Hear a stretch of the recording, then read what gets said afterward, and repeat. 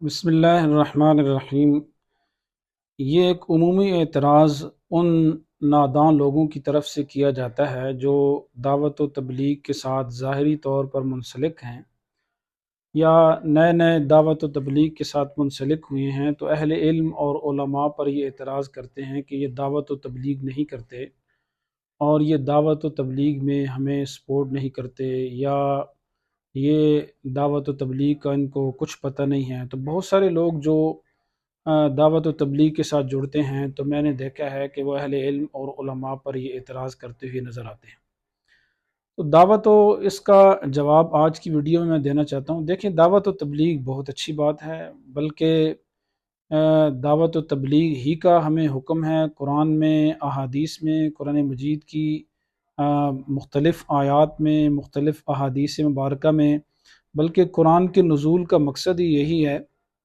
کہ اللہ تعالیٰ نے اپنے نبی سے فرمایا کہ ہم نے قرآن آپ کی طرف نازل کیا ہے لِتُبَيِّنَ لِلنَّاسِ مَا نُزِّلَ إِلَيْهِمْ، تاکہ آپ لوگوں کے سامنے بیان کریں، لوگوں کو دعوت دیں، ان کو سمجھائیں۔ تو یہ ان لوگوں کی غلط فہمی ہے، اللہ تعالیٰ ان کو سمجھ عطا فرمائے کہ یہ دعوت و تبلیغ کو جو ہم نے محدود کر دیا ہے، ہم نے جو اس کے مفہوم کو ایک قسم کا بند کر دیا ہے ایک خول میں، کہ شاید دعوت و تبلیغ کا مطلب یہ ہے کہ آدمی مہینے میں 100 روزہ لگائے، بس سال میں چلہ لگا دے، کبھی جماعت کے لیے چلا جائے، سال میں جو ہے وہ 1 سال کے لیے چلا جائے۔ تو یہ دعوت و تبلیغ کا مفہوم نہیں ہے، یہ دعوت و تبلیغ کی ایک صورت آپ کہہ سکتے ہیں۔ باقی دعوت و تبلیغ کا مفہوم بہت وسیع ہے۔ اگر مدارس میں اہل علم علماء بچوں کو پڑھا رہے ہیں، ان کی تربیت کر رہے ہیں، جن سے خاندان سنور رہے ہیں، تو یہ بھی دعوت و تبلیغ ہے۔ اگر خانقاہوں میں اہل اللہ اور بزرگان دین اللہ اللہ کر کے لوگوں کی تربیت کر رہے ہیں، تو یہ بھی دعوت و تبلیغ ہے۔ اگر مجاہدین جہاد کر رہے ہیں اور ان کے جہاد کا مقصد بھی اعلاء کلمت اللہ ہے، اللہ کی دین کی سربلندی ہے، تو یہ بھی دعوت و تبلیغ ہے۔ جو لوگ جماعت کے ساتھ جا رہے ہیں، چلہ 4 مہینے لگا رہے ہیں، سال میں جا رہے ہیں، یہ بھی دعوت و تبلیغ کی ایک صورت ہے اور اس کا مفہوم ہے۔ تو اس کے علاوہ آپ کسی کو کلمہ خیر کہیں، نیکی کی طرف بلائیں، اچھائی اور بھلائی کے راستے کی طرف بلائیں، تو یہی دعوت و تبلیغ ہے۔ اب دعوت و تبلیغ کو ایک خول میں بند کر دینا اور اس کے مفہوم کو اتنا محدود کر دینا، یہ بالکل نامناسب سی بات ہے اور ٹھیک نہیں ہے۔ اس کا ایک جواب تو یہی ہے کہ دعوت و تبلیغ کا مفہوم بہت وسیع ہے۔ اور دوسرا جواب حضرت تھانوی رحمہ اللہ تعالیٰ نے یہ لکھا ہے کہ جو لوگ اہل علم پر اور علماء پر اعتراض کرتے ہیں، ان کو اعتراض سے پہلے سوچنا چاہیے کہ علماء دعوت دیتے ہیں، علماء تبلیغ کرتے ہیں، لیکن اللہ تعالیٰ نے علماء کو وہ سمجھ عطا کی ہے کہ ضروری نہیں کہ وہ ظاہری طور پر کسی سے کہیں کہ بھائی نماز کے لیے آ جاؤ، نہیں، اور کیا کہتے ہیں اس کام کی طرف، لیکن بعض اوقات وہ اپنے عمل سے، بعض اوقات اپنے اخلاق سے، بعض اوقات وہ ایسی مؤثر طریقے سے اگلے بندے کو دعوت دیتے ہیں کہ جس مؤثر طریقے سے دعوت دینے سے اور ان کے انداز سے اگلا بندہ وہ سیدھے راستے پر آ جاتا ہے۔ اور پھر انہوں نے واقعہ لکھا ہے کہ شیخ الہند مولانا محمود الحسن رحمہ اللہ تعالی سفر میں جا رہے تھے، ان کے پاس سامنے ایک انگریز بیٹھا ہوا تھا، اور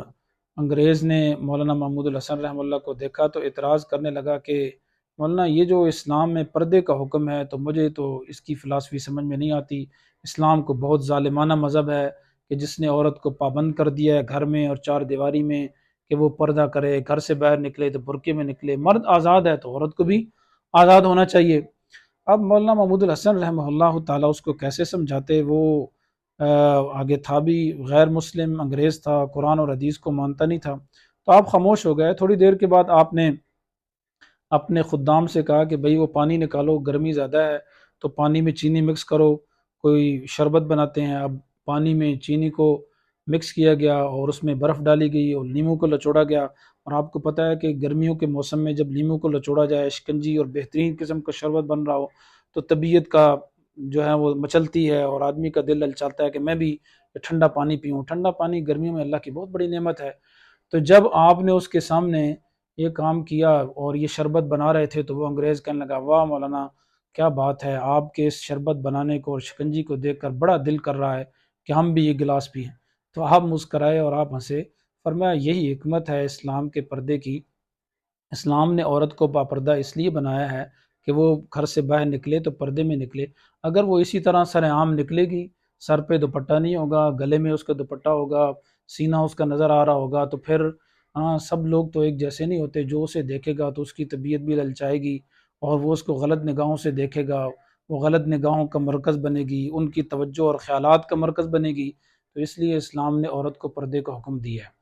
تو اب یہ کتنا پیارا طریقہ تھا دعوت و تبلیغ کا اور اگلے آدمی کو دعوت دینے کا، کہ اس کی وجہ سے نہ صرف یہ کہ وہ انگریز بہت متاثر ہوا، بلکہ وہ مولانا کا معتقد ہو گیا۔ تو اس لیے میرے دوستو، یہ جو اعتراض ہے یہ ٹھیک نہیں ہے۔ آپ جس شعبے میں کام کر رہے ہیں، چاہے آپ دعوت و تبلیغ کے ساتھ جڑے ہیں، چاہے آپ جہاد کے ساتھ وابستہ ہیں، چاہے آپ خانقاہوں کے ساتھ ہیں، چاہے آپ مدارس کے ساتھ ہیں، چاہے آپ کالجز یونیورسٹیز میں ہیں، وہاں پر رہ کر علم کی شمع کو پھیلا رہے ہیں، چاہے آپ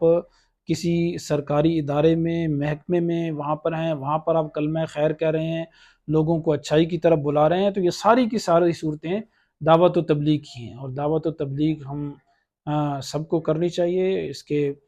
اس کا بہت اجر و ثواب ہے، لیکن ایک محدود اور ایک مخصوص شکل میں بند ہو کر دوسرے لوگوں پر اعتراض نہیں کرنا چاہیے، اور خاص کر اہل علم اور علماء پر اعتراض نہیں کرنا چاہیے۔ اللہ تبارک و تعالیٰ نے جو علماء کو سمجھ دی ہے، وہ اپنے طور پر